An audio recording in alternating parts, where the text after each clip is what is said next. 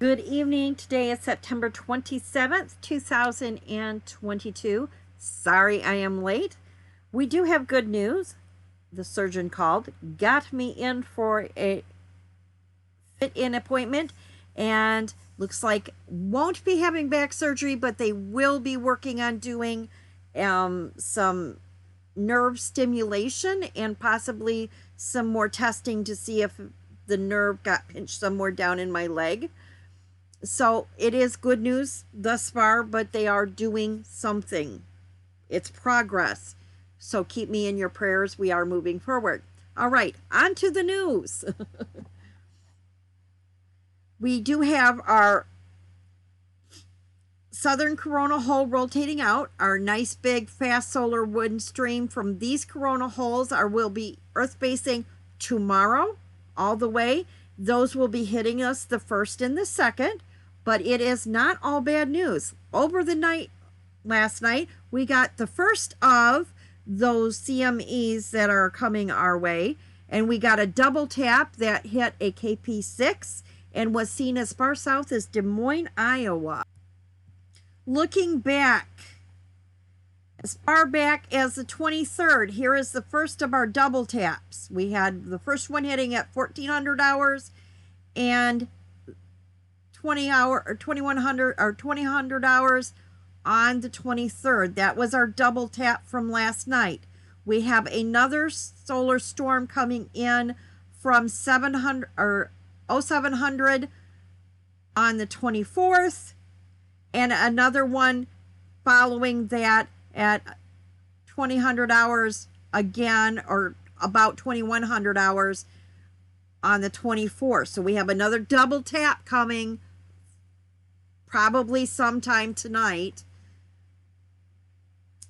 And then we have another halo CME following again on the 26th. That should be incoming, I would say, the 28th, 29th. But the stuff coming in on the 27th, this all happened in rapid succession. And I'm going to pull this, just a view of this up. It kind of went, let me pull the last one up so you can see it better. It kind of went here, so it popped here, here, here, here. So it is going to be more of a full halo because it hit all within a quick succession of less than an hour. So it is going to be more of a halo around. Now, what is the difference between a halo or a CME and a flare? I want you to think when you're shooting a gun. I want you to think the old-fashioned muzzle loaders. Like they fought with in the Civil War. You kind of see the muzzle flash come out. There's the flash of light, and then there's the projectile that comes out, the ball. The projectile that comes out afterwards. So I want you to think of the solar flare as the flash of light, the powder, the gases that come out first. And that's seen as light. And it's primarily made up of hydrogen and helium. Okay? And it spreads and it goes out and it's quick and it moves really fast. Like it can move between the sun and earth in as little as 8 minutes. Okay? And it's highly radiated. Okay, and that's where some of our radiation storms come from. A CME is like the ball of the gun. It is the dense stuff. It is all the different atoms that are within the sun. It's not just the helium, the plasma, and the gases. It's all the different atoms that are within the sun. And it's all the dense stuff. And it's thrown out, and it's very directional. It can only move in the outward direction. And it's very magnetically charged. But both of them happen when the magnetic fields on the sun get contorted and they twist and they break. And when they break, it's like somebody pulling the trigger of the gun. There's an explosion that is as strong as several atomic bombs going off. and it hurls it off in the direction of whatever direction it's going into space. So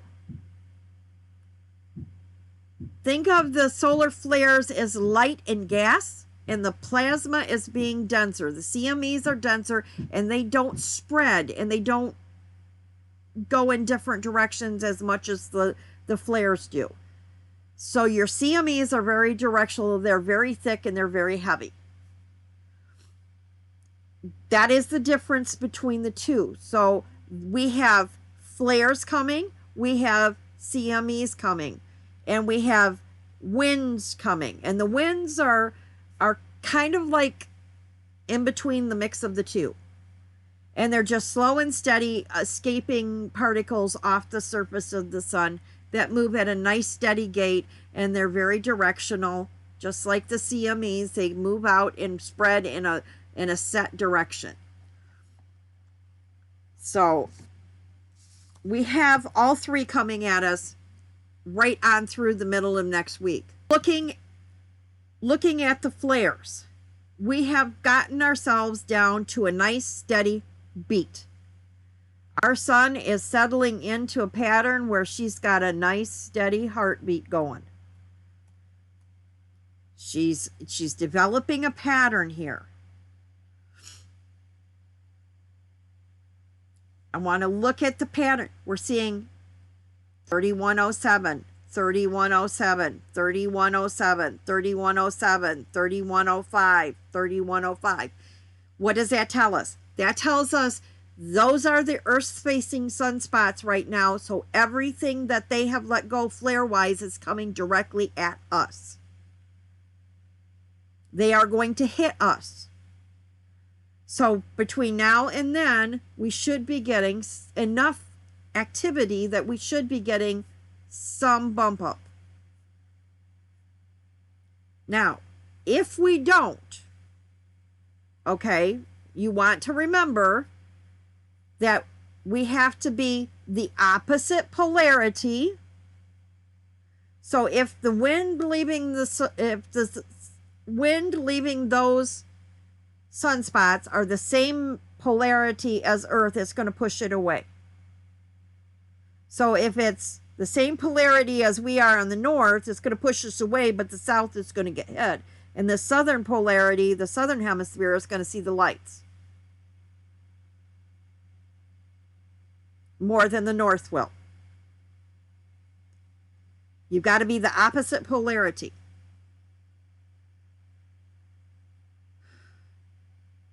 So there's a magnetic component to this that you've got to watch, and that's where your BZ comes in. Let's get down to looking at our sunspot regions. We're letting go of 3108. It's not much of a player. We've got 3105. It's sliding out of Earth facing. 3107 is our Earth facing sunspot. 31010 by tomorrow should be Earth facing. And 31011 is just rotating into view. Yesterday we talked a little bit about this. We have 3107 and 3105 have gone beta gamma. This means they're bipolar, meaning they have both negative and positive umbra that can no longer be defined by a clear line between them. It means the positive and the negative are bumping up against each other so tightly that you can't draw a line between them. And that's what you need for things to be eruptive. So they are becoming very eruptive. 3110 is beta. This means there is bipolar, both positive and negative umbra. 3111 is not. It is a single polarity. It has not developed far enough to be a beta class yet. Looking at 5, we are down in size. It has lost a little more steam. It has produced 2 flares. It has a 45% chance it's going to continue to produce C-class flares and a 5% chance at an M-class flare. 3107 is down in size, down in number of umbras back to where it was at the start of yesterday. It has produced 4 flares. It is 55% chance of producing a C-class flare and only 10% chance of producing an M-class flare. Now, looking back over the patterns that have developed in the past couple of months, we have seen these sunspots dissipate as they're Earth-facing a little bit, reorganize, and then as soon as they get out of Earth-facing, they begin to reorganize into this beta-gamma pattern, and then they suddenly ramp up and become a big flare player. And I think this is worth watching, 3107. I think it may ramp up and become a flare player. And I think it's just a matter of watching it reorganize itself with the energy. 3110 is still holding in there. It's really not doing much. It is kind of spread apart a little bit. So it's the same size, got the same number of umbra, really. It's really kind of spread apart. See, we want this to be right up close to this. This stuff needs to be more developed around that blue spot. When that develops, then this will start producing. This is a 45% chance possible of producing a C-class flare and only a 1% chance it will produce a M-class flare, which is not much. This could rapidly develop at any time. But historically, for the last couple of months, the north has been very quiet until it gets past us. We'll wait and see what happens. M-class, this is a baby spot. It's only got one spot to it. It's a pretty good size, but it's only got one spot, and it doesn't even have opposite polarities yet. It's not a big flare player yet.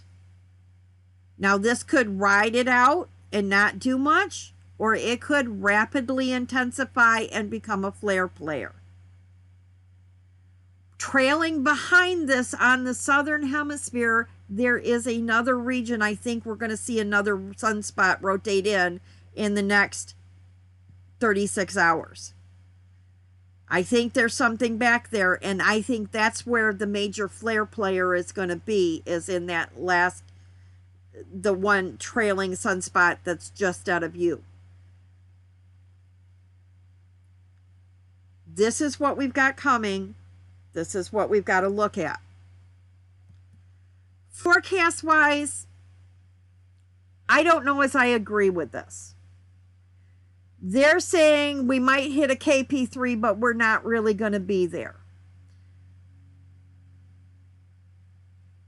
And they're even predicting by the 28th and 29th, we're going to see a KP1 and 2. I don't know as I agree with this.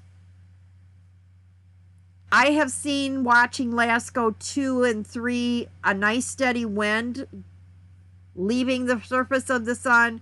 We're expecting at least 3 more CMEs incoming that are going to hit us somewhere between the 27th and the 30th.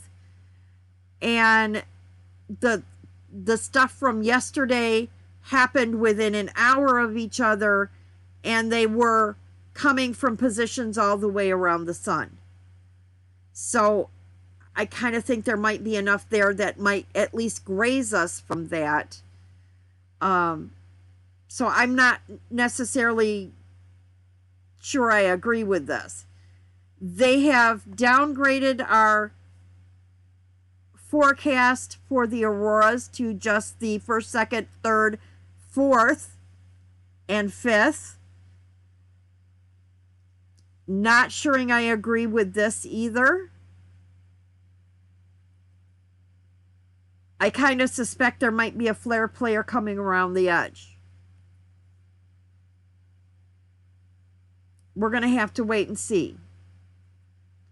I do think we're going to have a very good month as far as at least staying at low level aurora levels, so that if you're up north doing a color tour and it's clear skies, you might at least get some low level auroras on most nights. Because most nights through Minnesota, Wisconsin, and Michigan, you will see auroras north of the 45th parallel at a KP3. That means like Sleeping Bear Sand Dunes, Grayling, Green Bay, north, you should see auroras most of the months. We'll just have to see whether that magnetic connection between Earth and Sun is holding up enough to keep it going. But I think we're going to get more than what they're predicting here. So I would not bank on this prediction here. NOAA here on the NOAA Weather Enthusiast page, they're predicting at dark a KP, by 8 o'clock a KP6, and through the 28th KP4 and 5, 6. That makes more sense to me. I think we're going to see those numbers. We might quiet down on the 29th, but I'm not quite sure about that.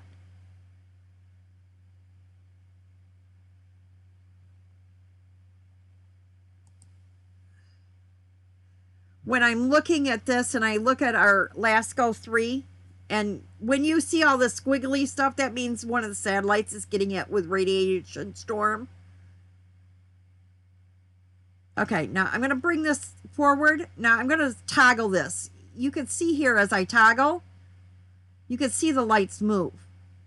You can see that wind moving. We've got a nice steady wind coming out of that sun, and it's all the way around.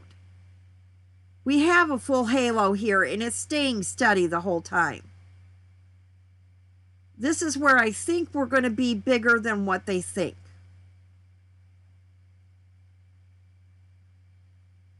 It's just my opinion. I could be wrong. I don't know as I am. I think we're going to at least see a KP3 to KP4. I don't think we're going to see that KP2 too much.